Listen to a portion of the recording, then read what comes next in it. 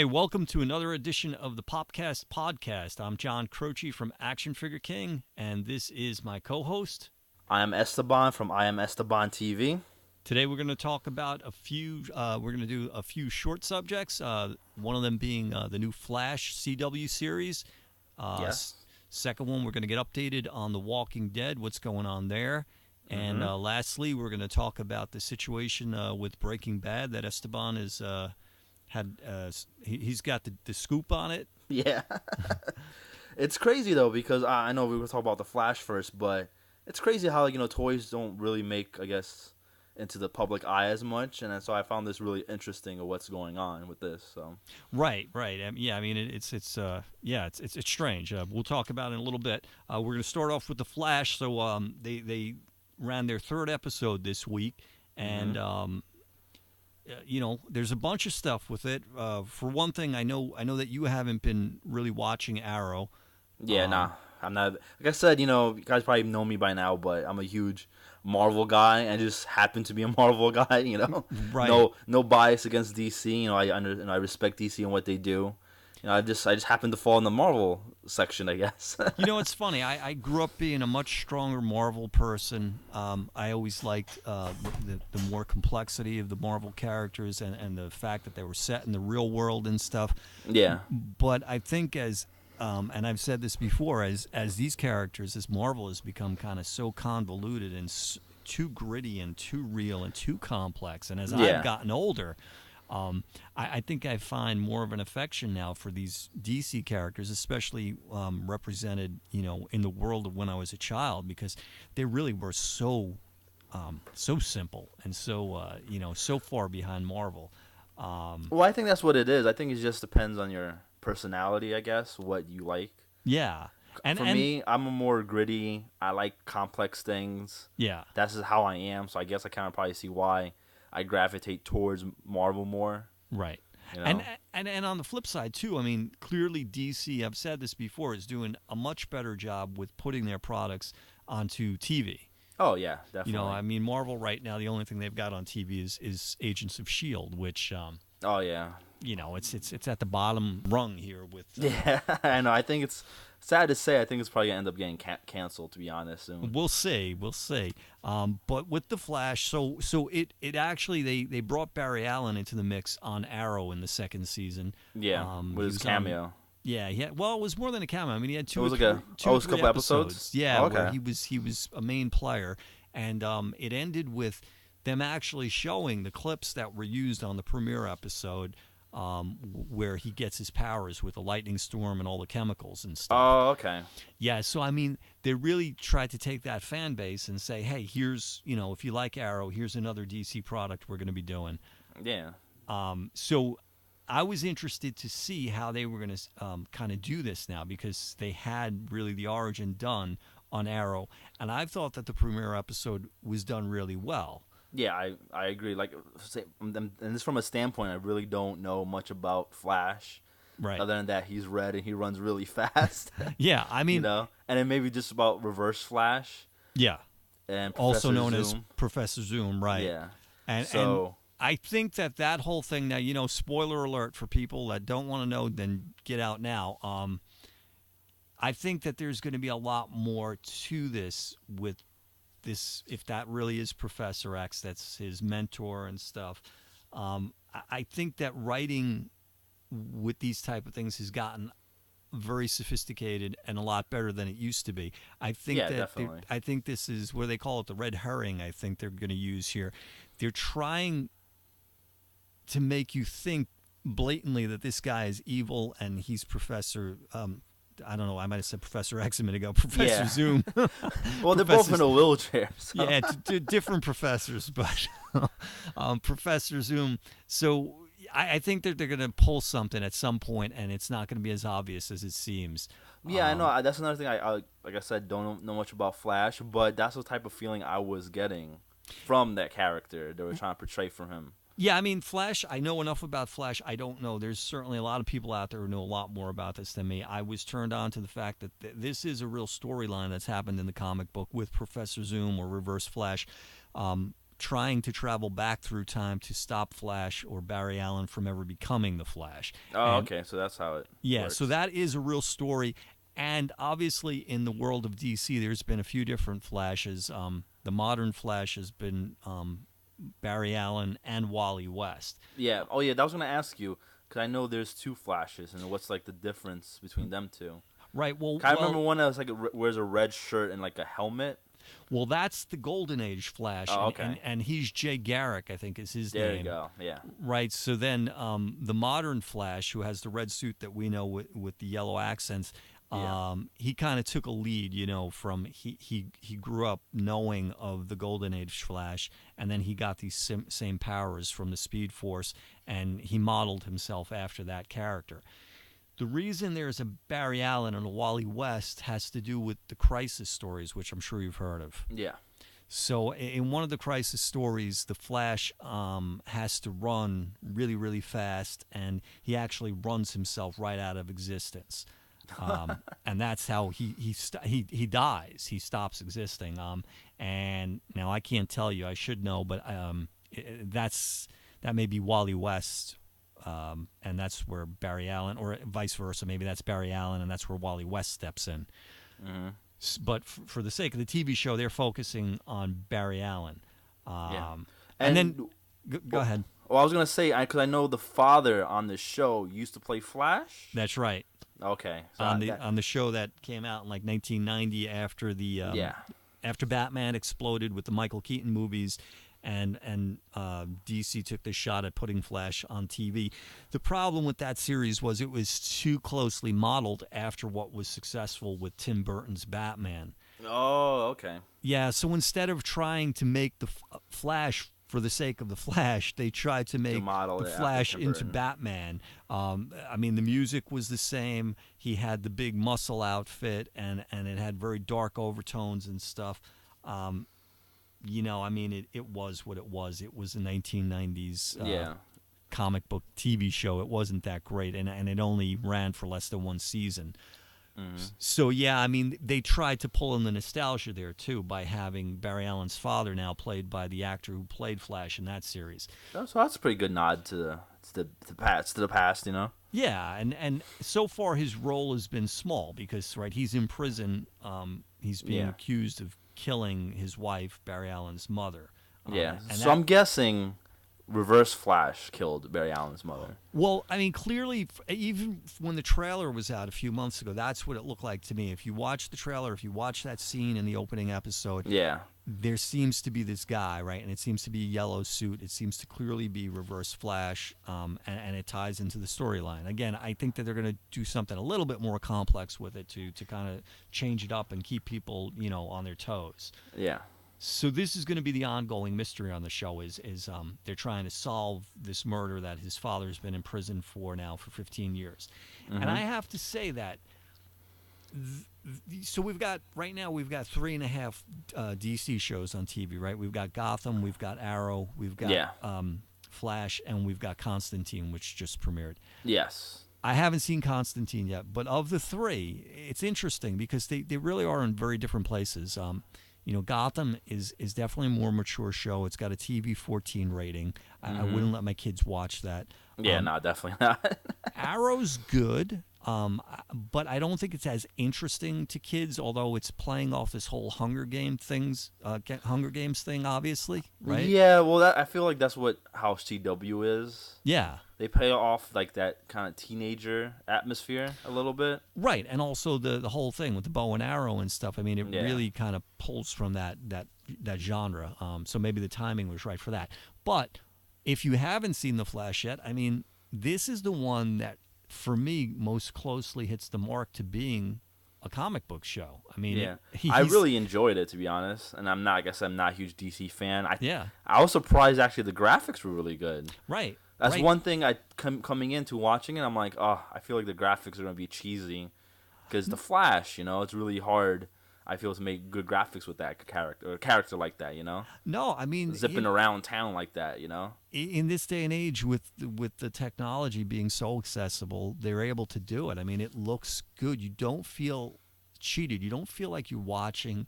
You don't feel like you're watching a cheap TV show. Yeah, that's the feeling, yes. And B, I think they're finally getting to a point where they're saying, you know what, give the fans what they want. They're not holding back. This is the Flash. This is a guy in a red costume who has these speed powers, and that's what we're getting here.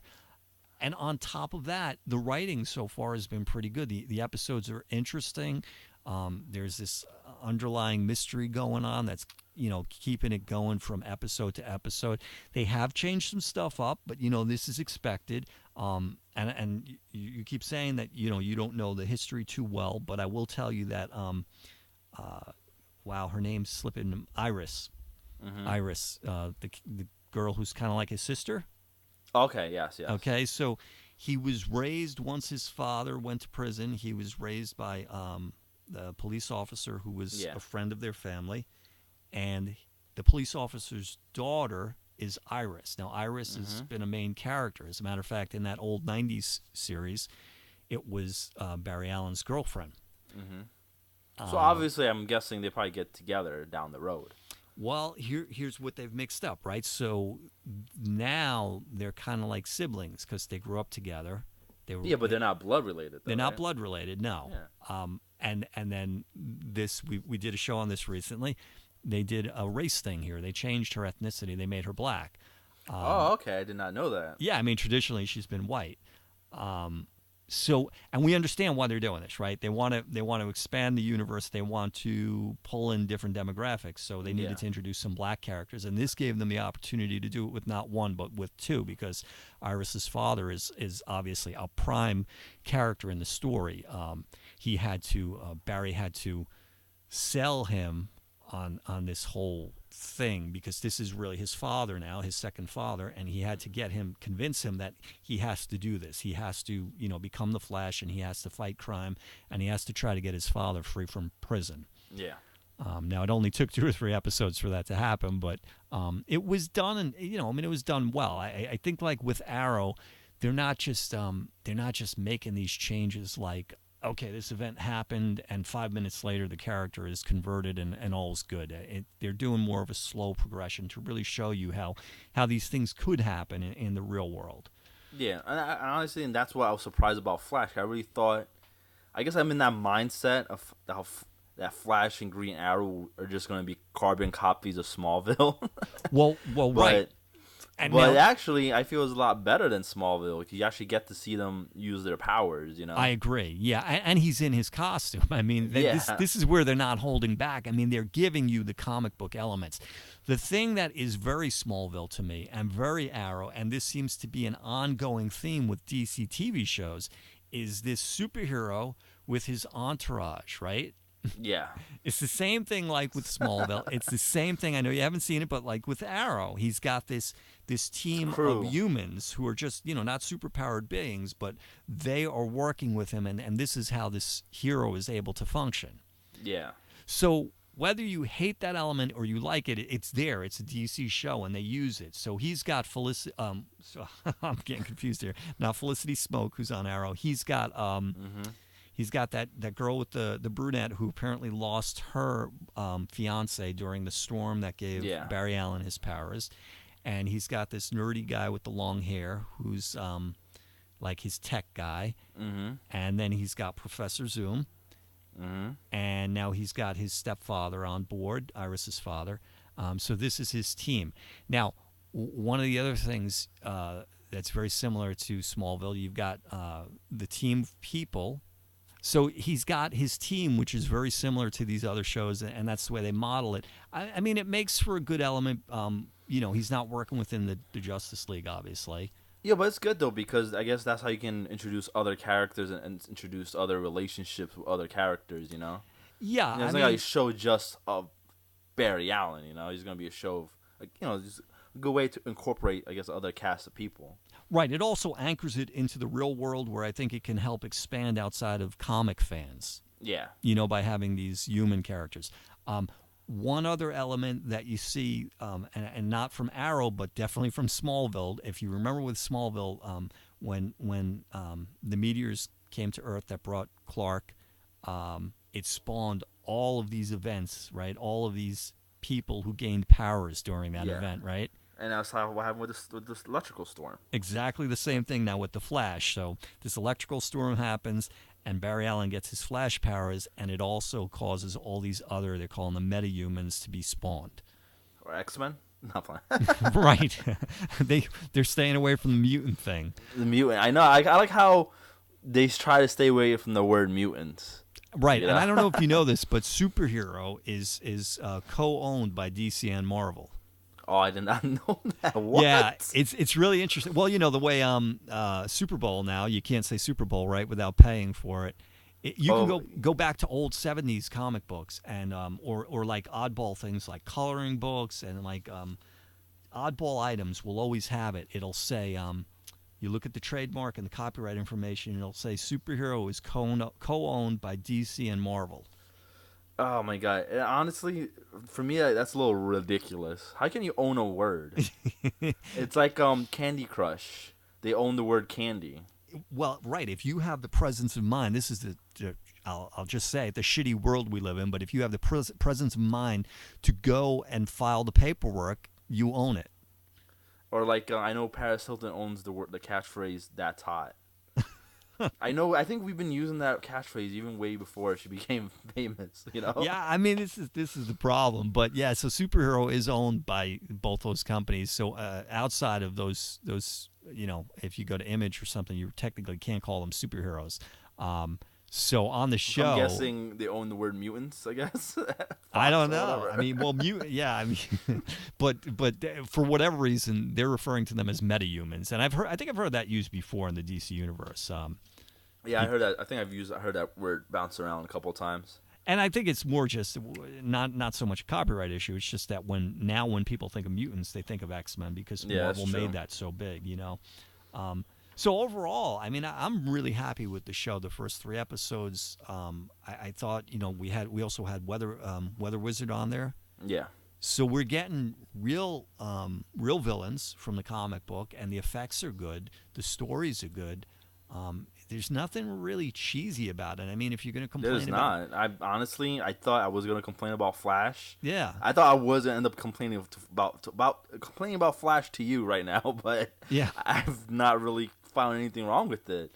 Yeah, I think if people are going to complain about a guy running around fast in a red outfit, then you know you're just not into the comic book genre, and there's nothing we can do to help you. But yeah, beyond that, it's done, I think, as well as can be done. It's handled very seriously, and it's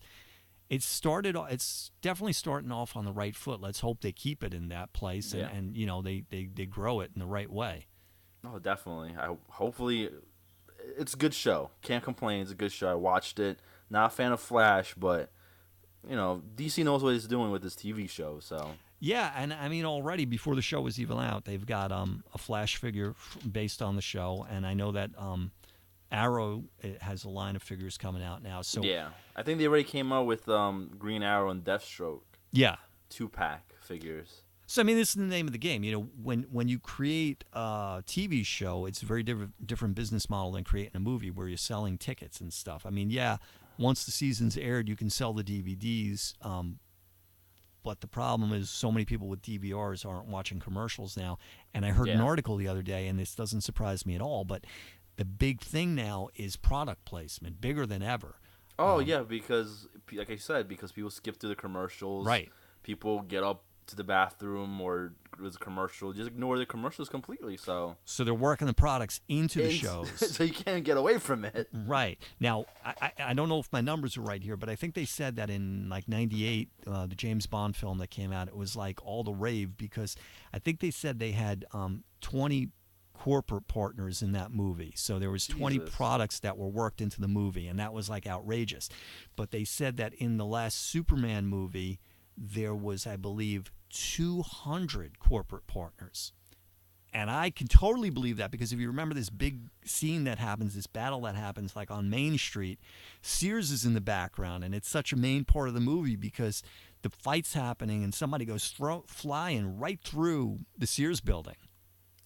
Honestly, it's weird because like I don't catch these product placements, I guess. So I don't know if they're wasting their money, but well, honestly, I'm typically like that. I mean, I'll remember a commercial, and if it's a good commercial or interesting. But a lot Yeah, of as I'm times I saying, won't like, remember the product. like if they blatantly put it in, I'll probably remember it. Like if Superman was drinking a Coke bottle, Yeah. and then he looks at the camera and smiles, Yeah, while I mean, holding no, the Coke bottle, then I'll probably remember it. you're going to see But if someone's more. smashing through a building, I don't think I'll remember what store it was. Well, I think this is what's going to happen. It's going to become more aggressive. It's going to go Yeah, from there you being go.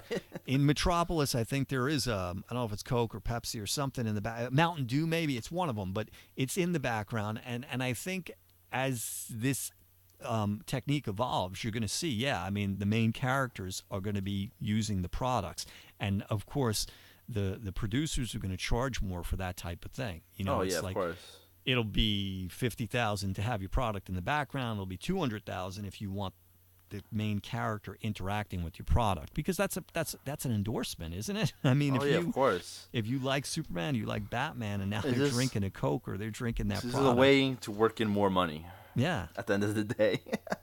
So it's evolving society, and you know how marketing has to change to keep being effective. Of course, that's how it is. So let's hope, Flash has definitely started off very promising. Let's hope that it continues that way. Yeah, I know. I know a lot of people were complaining about Gotham, but I love Gotham. I don't know, maybe because I'm a huge Batman fan, Yeah. but I know a lot of people have been complaining about Gotham. Yeah, and now But I just feel people are just being too critical of it. No, I've enjoyed Gotham so far. I think it's really well done. Again, not for kids, but it's a good series.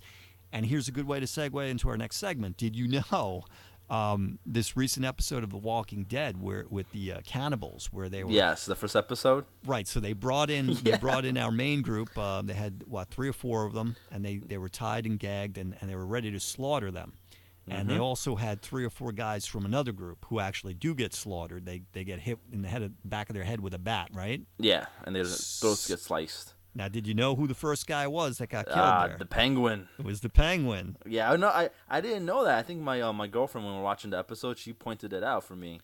I'm like, wow, that really was him. And that was really good of her, because I didn't catch it until I watched The Talking Dead and they mentioned it. And the reason I even point that out is because I'm a face person. I'm not good with names. I am a face person. I don't forget faces. But this is a testament, I think, to what a good actor this guy is. Yeah, he's done a awesome job as the Penguin. Yeah. Like, I mean, before I did not care about the Penguin. Yeah. Once he became the Penguin, I'm like, wow, the Penguin is freaking awesome. And there's all this nonsense going around the internet right now, and I don't know if it's just hype from the producers of stuff. Did you see this? They're saying that the Penguin is really the Joker. Yes, I read that theory too. Whatever. I don't believe it. I don't think it's true. I mean, I believe the logic behind it. Yeah. But I don't think they're going to do it that way. I just think this would be terrible writing because they've identified this guy as Cobblepot.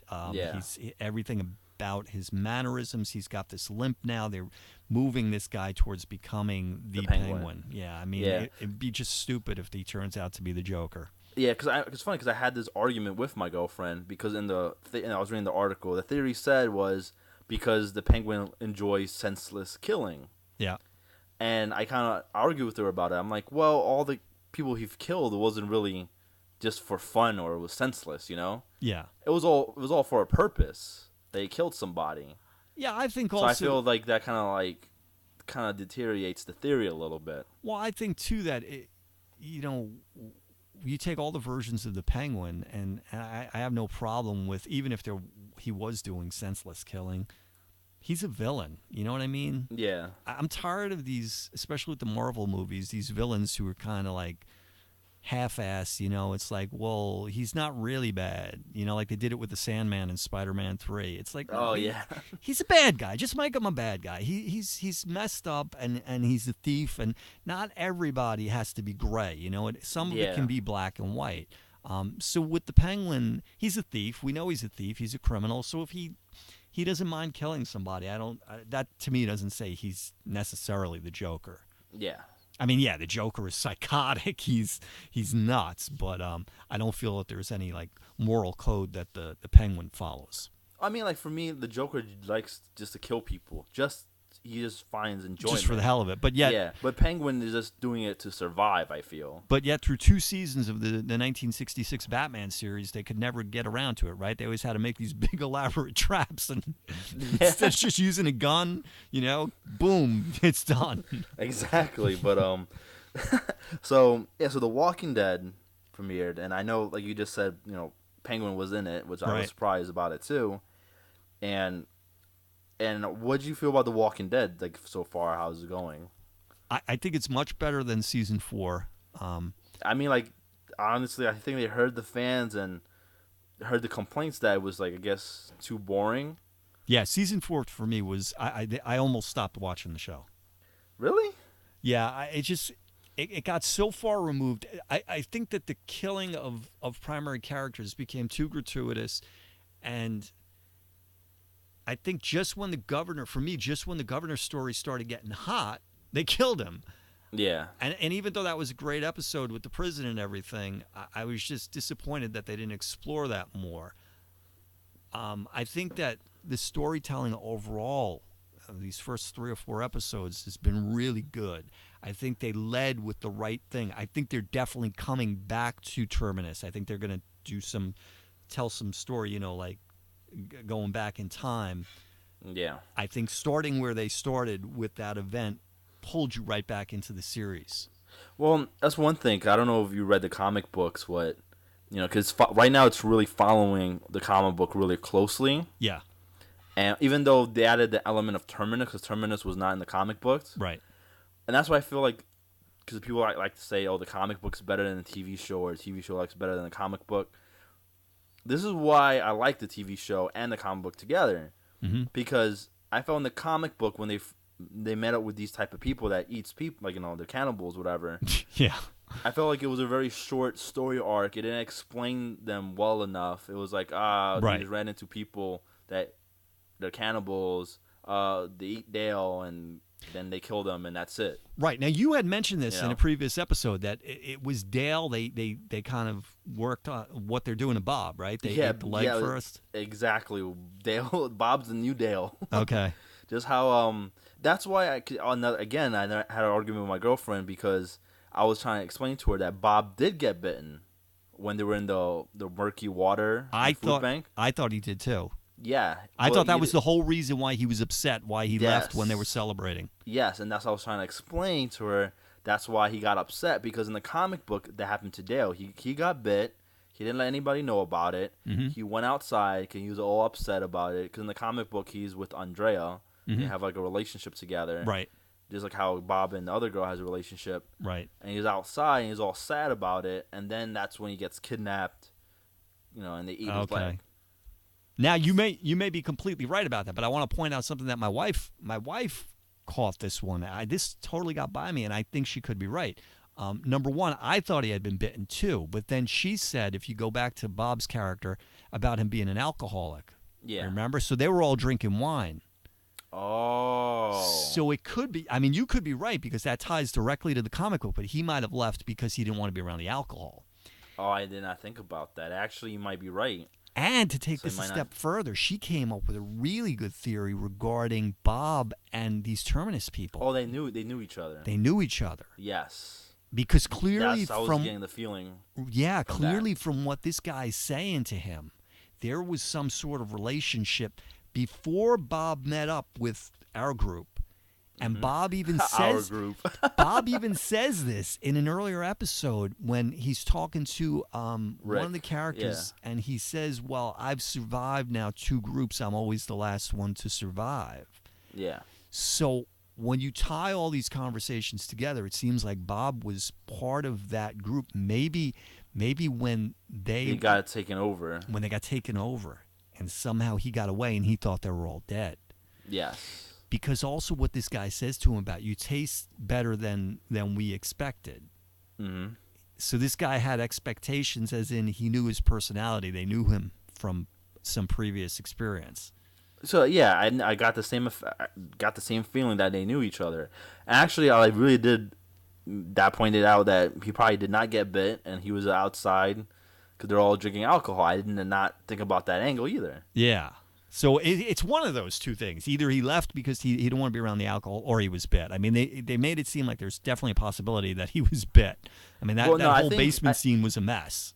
Well, I think that might be right though, that he didn't want to be around the alcohol, because I would be pretty sure they would have made that loud and clear that he was bit. Like, he would have been outside and like look at his wound or something before he got kidnapped. And it's really irresponsible. Like, if you live in this world and you understand this, how this happens, it's really irresponsible of you to get bit and to be like, all right, well, I'm just going to hang out until it happens, because you don't know when it's going to happen. Is it going to happen in 5 minutes? Is it going to happen the next day? Yeah, well, I mean, like, you start getting a fever and you start getting sick, and then, it's kind of hard to hide that at that point. But it just seems very irresponsible, kind of like people now with Ebola, right? I mean, you got to act responsibly, or you risk killing everybody. Yeah, but yeah, so I was kind of like really interested that they added more of an element, more of a backstory to the cannibals group than just in the comic book. You just met them.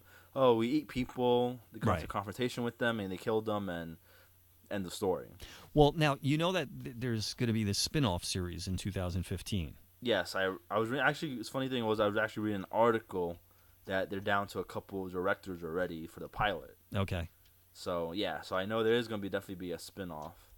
And they're saying that it's going to take place in a different locale and stuff, so it'll be interesting. I mean, I was wondering if it was going to tie into this Terminus, if maybe they were going to take some of these characters. I think they're going to have to take some elements from the main show to kind of pull the viewers in. I mean, there's going to be an automatic fan base, but they want to maximize that as much as possible, obviously. Yeah. Honestly, it's funny. I've talked to a lot of people about it. For some reason, the zombie apocalypse and all the movies and shows they made or whatnot, it always takes place down south for some odd reason. Well, I think with the show, and that's kind of what I was getting at with this spin-off show. I think with a show like The Walking Dead, that they're saying it's highest rated cable show of all time and stuff. I think it's still done on a reasonably small budget, and part of that is reflected in the locale. I mean, you can't ask for a cheaper location than they're using now. A lot of times they're just in the woods and stuff. I think as soon as you get into a city, like those first few episodes that were shot in Atlanta, they've got to be more expensive because you got to shut down streets. You got to do it at a certain time of day and stuff. Yeah, that is true. So I think it's going to be hard with this spin-off show, because if you don't do it in exactly the same environment, which I don't think you should. That's my argument. I definitely want to see something else. Another part of the world. I would love to see what's going on in New York City, like a really populated area. But, again, now this is a budget issue. How do you do that? I mean, the budget's got to be much bigger. Yeah, because you could definitely have more zombies in a populated area. Yeah, I mean, and even if you're doing CGI and stuff, you gotta have talented people, or it's gonna look hokey. It's tricky to have that type of environment. It's easy to do it in the forest, so it'll be interesting. I'm not, they're being very cryptic about the details of it right now. Oh yeah, definitely don't want anything out about it. Now, this whole thing going on, we haven't seen Beth yet, right? Beth was kidnapped in season 4, and she hasn't come back yet. Yes, this is my theory on it. Okay, let's hear it, because we know somebody's got it, right? We've seen in the trailer that there's like a female kind of cop person who's got her at bay, and she's saying you're part of the system. My theory is because in the comic book, because we know Negan is gonna appear on the show sooner or later, and I believe that Negan is the guy that was at Terminus. Ah, yes. No, the guy with the guy. I know what guy you're talking about. The guy who overwhelms the main Terminus group in those flashback scenes. Ah, yes. Actually, I thought the same thing too. Physically, he looked like him. No, but that guy is not Negan. Remember the tattoo guy with the face? Yeah, who came out of they released him from the train, and then he got killed by a zombie. Those are the same guy. That's the same guy. Oh, really? Yeah, because he had tattoos on his face. I know you couldn't see it, but that guy has tattoos on his face also. Oh. So it was the same guy. Okay. I know, because a lot of people said the same thing. Oh, it's Negan, is Negan. And then I think even Robert Kirkman, whatever, I think he said that wasn't Negan though. So. Okay, because my wife said it was the same guy too, and I thought the guy that came out of the train was actually the main Terminus guy's brother. No. Okay. So that explains that guy. Okay. But it's not even. But it's safe to say, I think that's still part of Negan's crew, because obviously Negan has a big crew. Right. So I think that group of people that took over Terminus in the beginning is part of Negan's crew. Okay. Right. Yeah, I think so too. Because they dress the same. That's how they dress. Right. And in the comic book, Negan kidnaps Carl. Well, not kidnap, but he's able to get Carl, and Carl is with Negan for a while. Mm-hmm. And I think, I really think that's instead of Carl going with Negan in the TV show, is going to be Beth. Okay. You know. Now, you remember my theory about Rick's wife, right? Yeah. All right. So I believe she's still alive. I'm confident that she's still alive. I'm starting to think that whoever this group of people is that took Beth, right? Because this car showed up at that funeral home, and they just zipped away with her. And then we saw it again this week. Daryl saw the car again this week. Yeah. So I'm thinking maybe this is where Rick's wife ended up. You were asking me what's a logical explanation. Where could she be? Maybe this group is kidnapping women. Maybe they're trying to repopulate the earth. Well, we did see a cross on the car. Right. You know, so for me, I don't know. It's really hard to. I don't know. There's so many things that's so. I don't know why would a cross be on a station wagon. You know. Well, I assumed it had some ties Tied to the church. Well, the funeral home that they were in at that point, Daryl and Beth. Yes. And no matter what, you know, they've succeeded because they've got people like us wondering what's going on. Yeah. So that's good writing. You know, they've engaged us. Yeah. I don't know. Right now we're talking about what could it be. Yeah. So I think it's definitely has the car. It has to do with the funeral home. Yeah. That is definitely given. Yeah, because remember when they got there, that place was really well maintained. So somebody had been there recently. Yeah. Oh yes. Now I remember.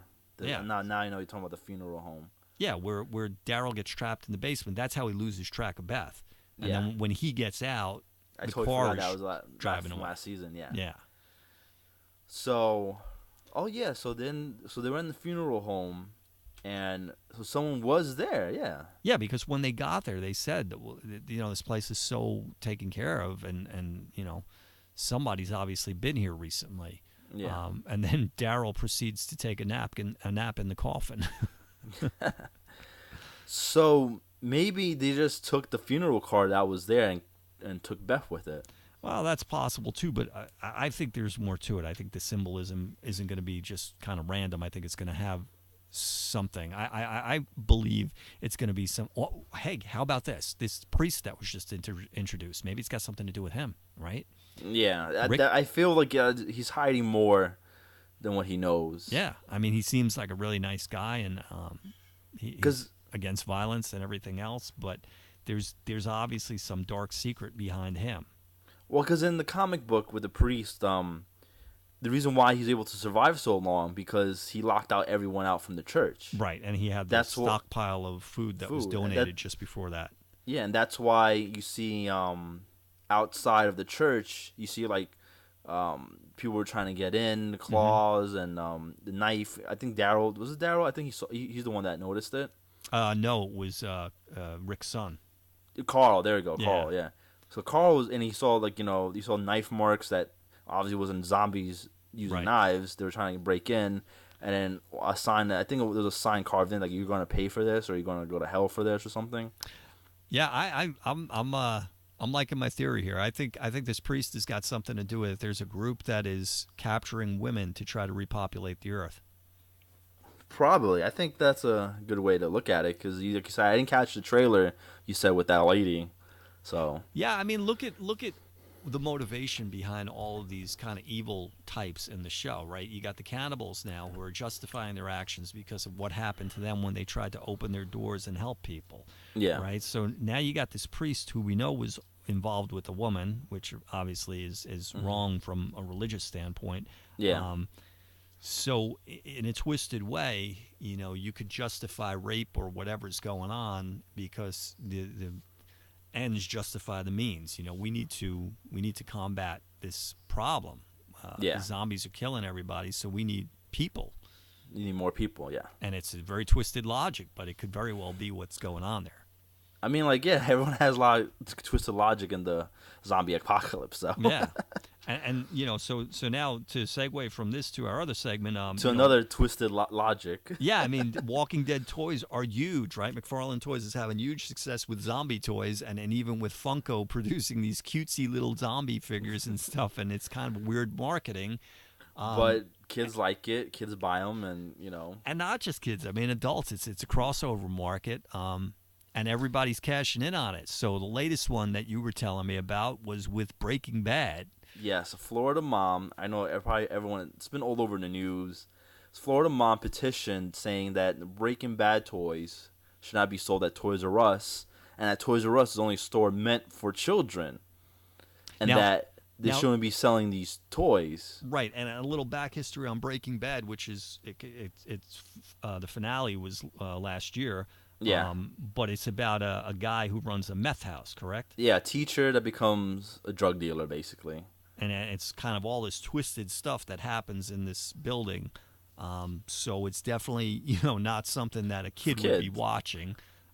Also kind of weird, like, even to think that it would have action figures, right? I mean, like, everything has action figures. I've seen Freddy Krueger toys, Jason toys, well, right. So you make everything out of action figures, so it's not really. But it is a little weird. Like, you think when I was a kid, and even you growing up and stuff. I mean, like, back in the day, yeah. I think they started with the superhero genre, right?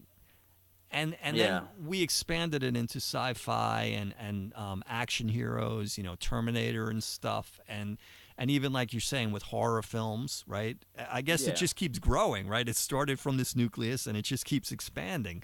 So I guess that's the question. Is a show like Breaking Bad any different than The Walking Dead or, Freddy Krueger or Friday the 13th? Yeah, and that's my entire argument. So basically, she got 9,000 signatures on the petition, and they were able to pull the toys from the store. I gotta say, that's pretty amazing to me that only 9,000 signatures. I mean, you talk about corruption at its best, and our government right now. I mean, there are groups that have put petitions together with 50,000, 100,000, 500,000 signatures, and we can't get things to change, right? Yeah. But Toys R Us is going to pull the toys over 9,000 signatures?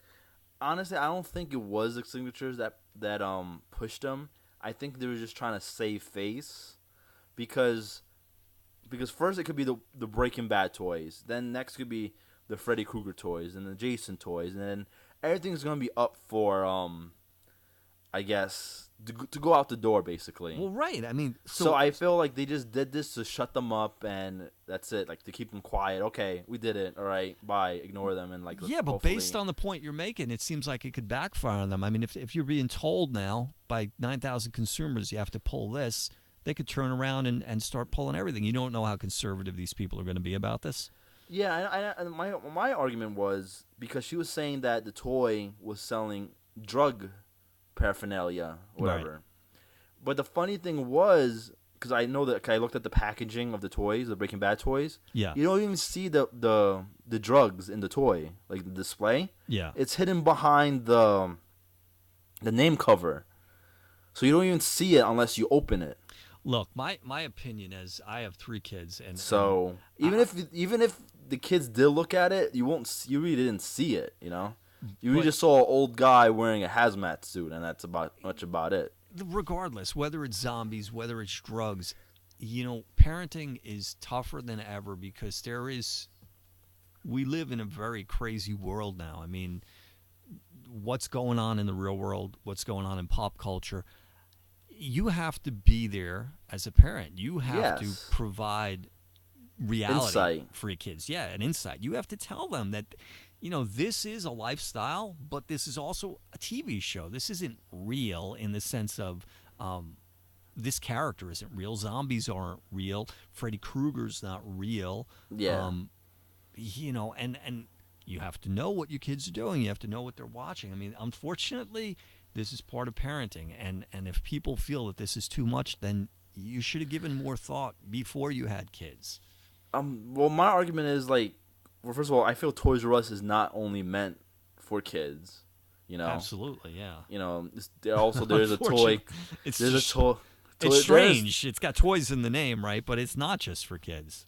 You know, there's a big toy collectors and there are adults. You know, yeah. And I feel that's really good. They have a small section, not a huge section, but like a little small section, a little corner for adults. You know, yeah. And the whole entire store is covered in kids merchandise. You know.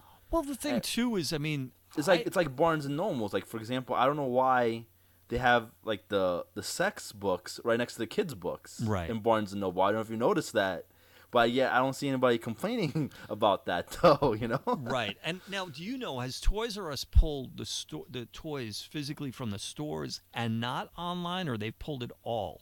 Well, I haven't gone into Toys R Us since this happened, but people have told me that they've pulled it from in the store and online. And Toys R Us said they're gonna send them to secondary stores, like sell them off to other stores or whatever. Maybe it's like you said, they just wanted to nip it in the bud, and they figured Breaking Bad wasn't gonna break their budget, to lose that one product. It wasn't, because honestly, it's horrible. They're horrible figures. They have no articulation. I don't even know why they should call them action figures. Who manufactures them? Mezco.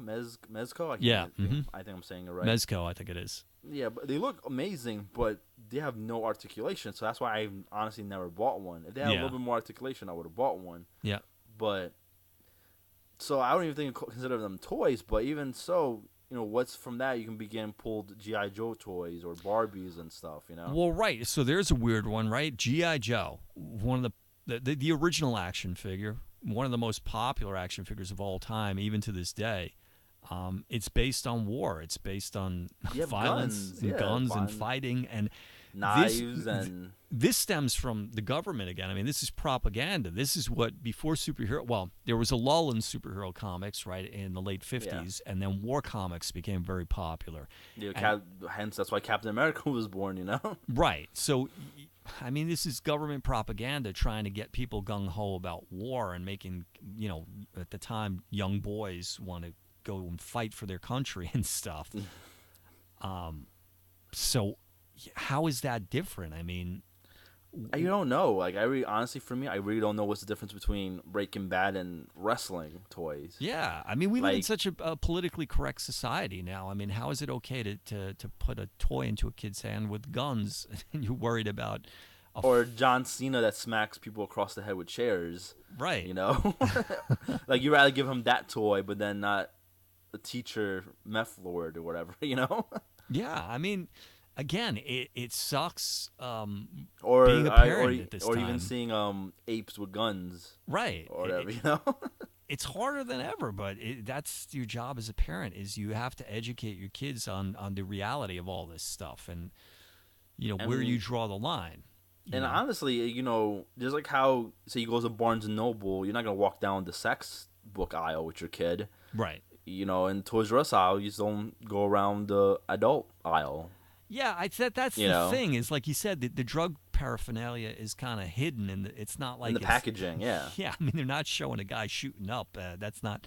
And even if they were, I mean, I don't think a kid's going to be like, "Oh, look at that. That's cool. Oh, I want that." Like there's no escaping it. Even if you just got to put it in perspective with your kids. Yeah. Because it's funny. Because I was in a Halloween costume store a couple weeks ago, and I was trying on a Ted costume, like the full bear suit. Yeah. And I wanted to get a bear suit just because it was a bear, but not because it was Ted really. But right. So I put on the costume. I have it on. It just looks like a teddy bear. There's no really thing defining him as Ted, really. Right. So I have it on, and this little girl comes up to me. He goes, "Oh my God, you're Ted!" And mind you, she was like 4 or 5. There you go. Right. And her mom starts laughing, and she goes to her kid, "You shouldn't know what Ted is." Exactly. And then she starts laughing, and she goes to me, "It's probably because of her dad. They probably watched the movie." And she walks away. See, this is a perfect example. I mean, we're going to worry about Breaking Bad when Ted was wildly inappropriate. I mean, those commercials would come on when we were watching TV, and my kids wanted to see it. And I'm like, yeah, exactly. I mean, as an adult, you can tell. You know the innuendos, even if you're not watching the movie, even if you're just watching the commercial. Yeah, you know it's definitely not a movie for kids. This is not for kids. This is an adult movie. This is something. Now, I'm not saying that it has to be protested, but I would see people more likely to protest. Other things are more important. Yeah, because it seems more directly geared towards kids. Going back, this is probably before your time. Camel cigarettes, right? Yes. Camel cigarettes used to their mascot is the camel, and back in the day when you were still able to advertise in print publications for cigarettes or commercials. Right, but they used to run a lot of, like in magazines, you would see ads for Camel cigarettes, and it was this kind of cutesy, cartoony camel. Yeah. Which they got it before cigarette advertising in print was banned, the camel was banned. Not the camel icon that they still use on the cigarettes and stuff, but the cutesy, cartoony. Yeah, because obviously he's going towards kids, you know? Right. That was the argument that was made. Was you're trying... They even like stopped producing candy cigarettes too. Right, which I grew up with. I mean, I don't smoke. I never really smoked, and I grew up with those cigarettes. But you know, it was just fun. It was like dress up. You knew you were. Yeah. You know, we had toy guns when I was a kid. I've never shot a gun before. Just dress up, basically. Yeah. I never thought about it like that. It's parenting. I mean, it's making your kids understand the difference between. It's not even that. Just understanding what's out there, because I never forget this in my life. It's one parenting fail I'll never forget. Mm-hmm. I went to go see the movie Bruno, right? Mm-hmm. And obviously, you know, the Bruno is very, very, very inappropriate for kids. Mm-hmm. Obviously, you know what I'm talking about, right? I've heard of it. I've never seen it. Oh, you never seen it, but you know what it is, though, right? Yeah. The guy, the main character is gay, and then, you know, yada yada yada, whatever. So I'm in the movie theater, right? Sitting down. I know what I'm about to watch. Right. You know, I know what's I think I know where you're going with this. So, and I saw a group of family come in with their kids. Now, what was the movie rated? Oh, rated R. Yeah, see, that's the family's fault. Exactly. And the family sat down in front of me. And in my mind, I'm like, why did you bring your kids to this movie? When you say kids, what age are you thinking? Oh, there had to be at least 5, 9, around that age. Yeah, I mean, why would you bring a 9-year-old into an R-rated movie? They were really young. So the movie started. Right in the beginning of the movie, there's a scene where there's a penis flopping around right on this. You always see his penis. The whole entire screen is penis. It's flopping around slow motion, and then it starts talking.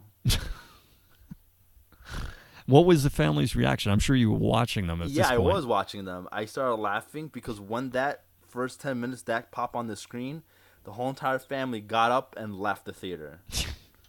But in my mind, I'm right, it's too late. The kids saw that already. Right. They're probably traumatized about talking penises now for the rest of their lives.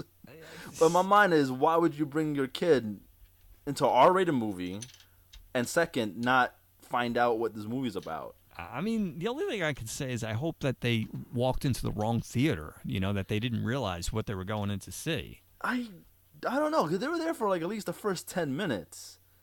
Were they there through the opening credits? Yeah. All right, well, that's what I'm there's saying. no excuse. So, there's really no excuse, because there was like kind of like I think maybe the penis thing was a little too much for them, I think, and that's when they finally got up, you know?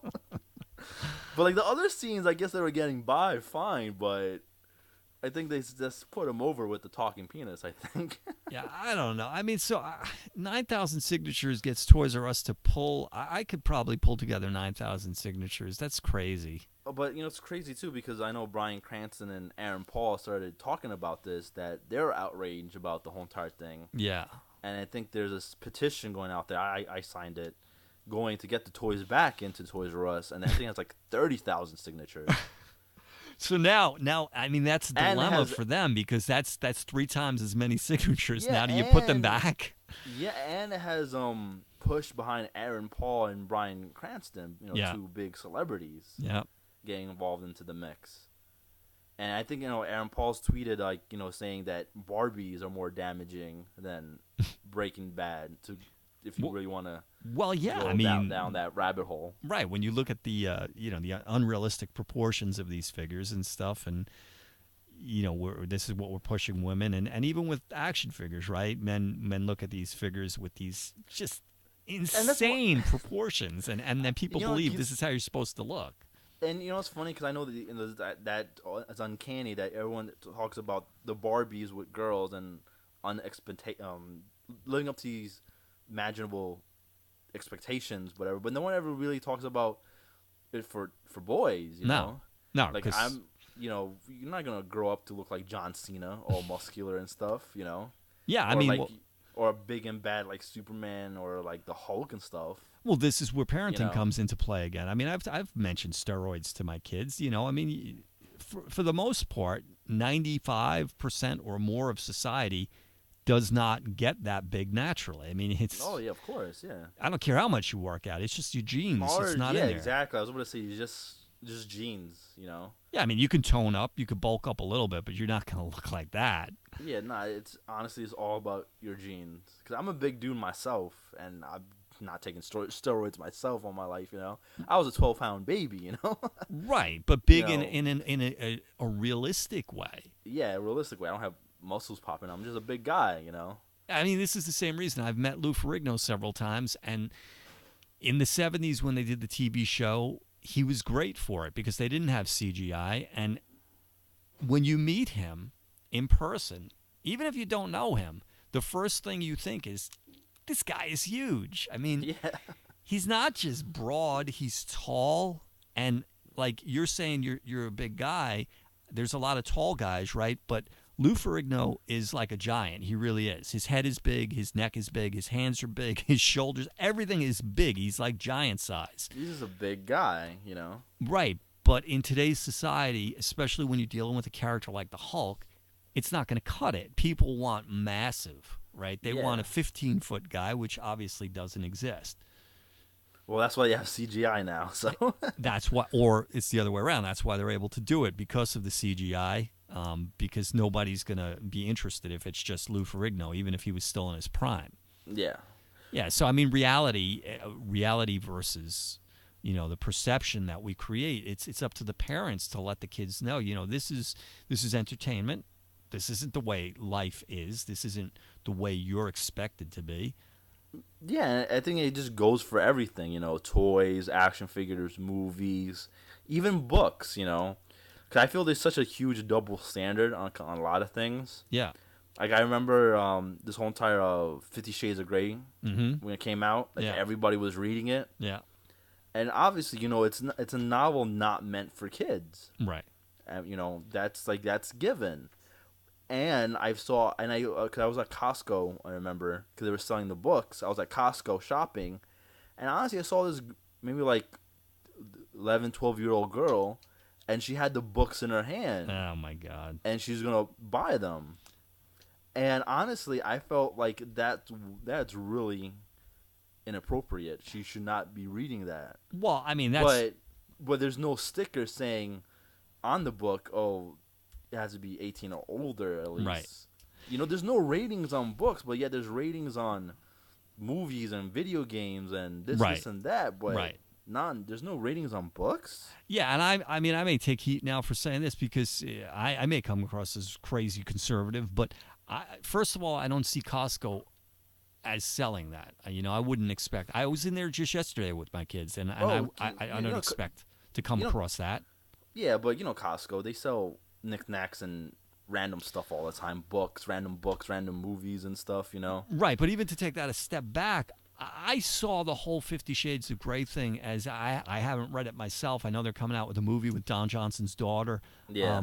I just saw it as, this cheap marketing where people exploit on something that's a little kind of sensational. So, typically men are known for being into porn and stuff, and and that's my argument too. That book is porn. Right, so it's kind of like, well, how about we because peddle some porn to women?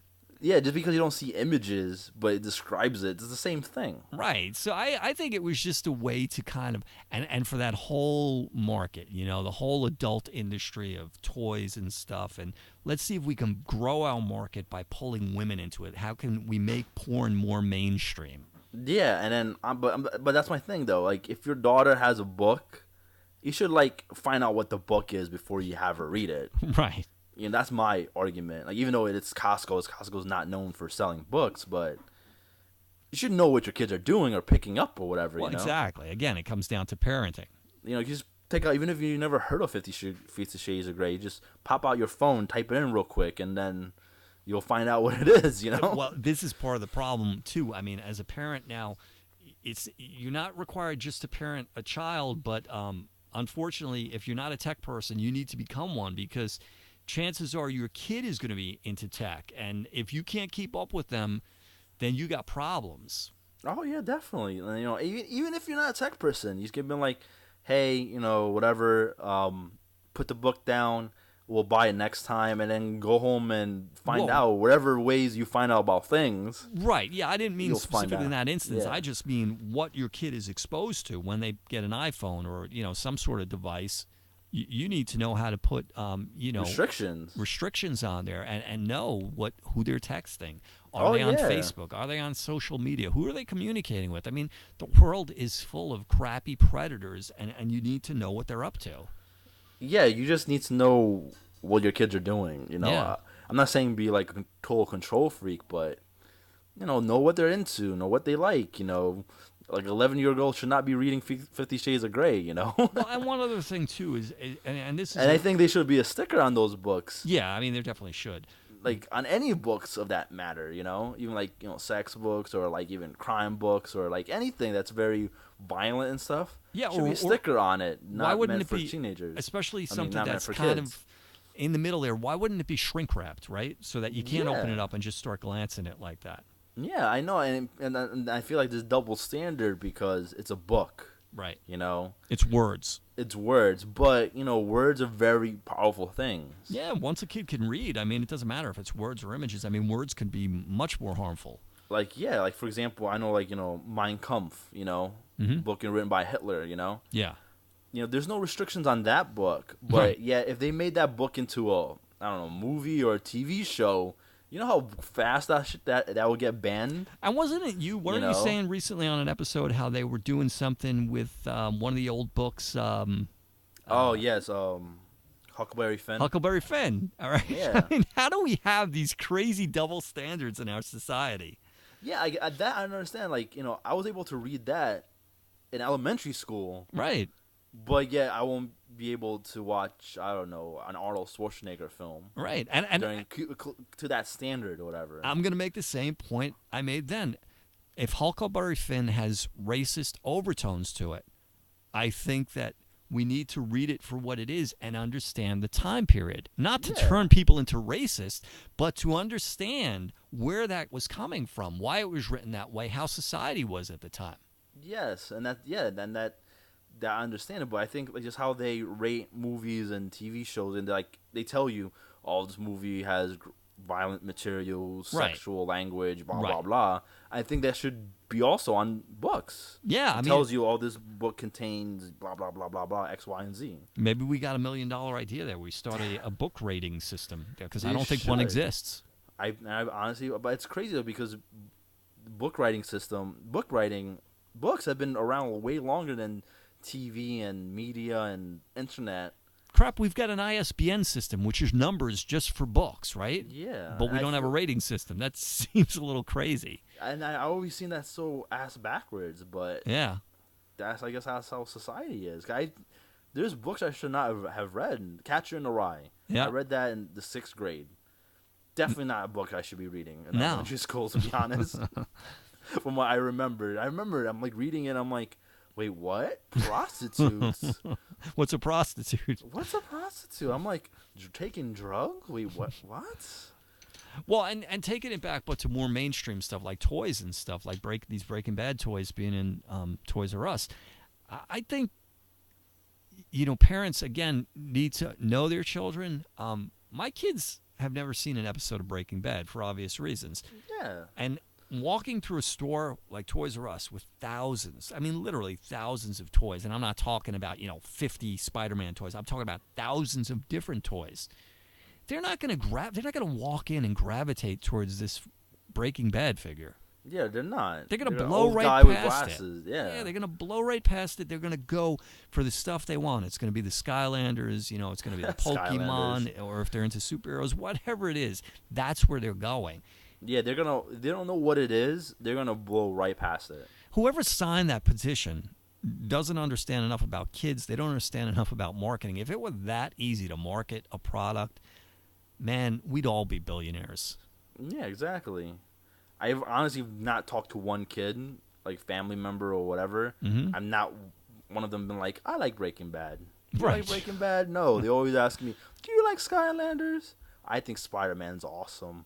Like, that's what the conversations go. They never mention Heisenberg or anything, or Jesse Pinkman, Right. I think depending on the kid, maybe as young as 14, depending on the household and the dynamics, if you have older siblings and stuff, 14, 15, 16, they might start, flipping around. If you've got cable, they might stumble across something like Breaking Bad. They might be interested in it. It really depends on the kid, how mature they are, what type of stuff they're interested in.